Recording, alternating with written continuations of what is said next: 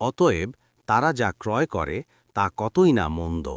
188 যারা তাদের কৃতকর্মের প্রতি খুশি হয় এবং যা তারা করেনি তা নিয়ে প্রশংসিত হতে পছন্দ করে, তুমি তাদেরকে আযাব থেকে মুক্ত মনে করো না, আর তাদের জন্যই রয়েছে যন্ত্রণাদায়ক আযাব।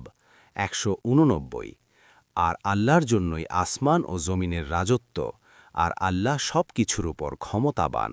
190 নিশ্চয়ই আসমানসমূহ ও জমিনের সৃষ্টি এবং রাত ও দিনের বিবর্তনের মধ্যে রয়েছে বিবেকসম্পন্নদের জন্য বহু নিদর্শন।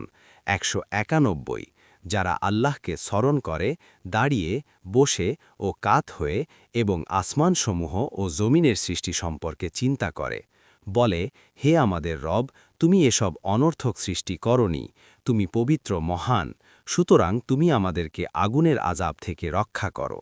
192 হে আমাদের রব, নিশ্চয়ই তুমি যাকে আগুনে প্রবেশ করাবে অবশ্যই তাকে তুমি অপমান করবে, আর জালিমদের জন্য কোনো সাহায্যকারী নেই।